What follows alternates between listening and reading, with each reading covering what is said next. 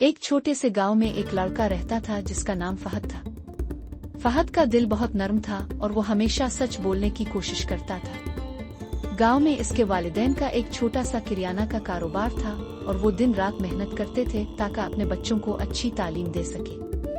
फहद का दिल हमेशा यही चाहता था कि वो अपने वालिदैन की मदद करे, मगर कभी कभार वो बच्चों के साथ खेलने और तफरी करने में इतना मगन हो जाता था कि इसे अपने कामों का ख्याल नहीं रहता था। एक दिन फहद के वालिदैन ने इसे एक काम सौंप दिया।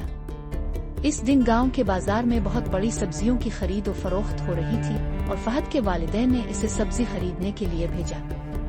इसने सोचा कि ये अच्छा मौका है ताकि वो अपने वालिदैन की मदद कर सके। फहद ने बाजार में जाकर सब्जियों के बीच कीमतों का मवाजना किया और सब्जी खरीदने लगा। अचानक इसकी नज़र एक सब्जी के ठेले पर पड़ी जिस पर एक बोर्ड लगा था कि ये सब्जी ताज़ा नहीं है और कुछ खराब हो चुकी है, लेकिन इसे कम कीमत पर खरीदा जा सकता है। फहद ने सोचा कि ये सब्जी सस्ती मिल रही है और शायद इसमें इतनी खराबी ना हो। इसने इस सब्जी को खरीद लिया और घर वापस आ गया। जब इसने सब्जी को वालिदैन के सामने रखा तो वालिदा ने इस सब्जी को गौर से देखा और फौरन कह दिया, फहद ये सब्जी खराब है, हमें इसे वापस कर देना चाहिए। फहद की नजरें झक गईं क्योंकि वो जानता था कि इसने झूठ बोला था और इस सब्जी के बारे में सच नहीं बताया था। फहद ने वालिदा से कहा, उम्मी मुझे अफसोस है कि मैंने ये सब्जी खरीदी है। दरअसल मैंने ये इसलिए खरीदी क्योंकि ये सस्ती थी और मैंने सोचा कि शायद इसमें कुछ ज्यादा खराबी नहीं होगी, लेकिन अब बिल्कुल दुरुस्त है, मुझे सच बोलना चाहिए था। और वालिदा ने नर्म लहजे में कहा, बेटे सच बोलना हमेशा बेहतर होता है, कभी भी हकीकत से हटकर कोई फैसला ना करो।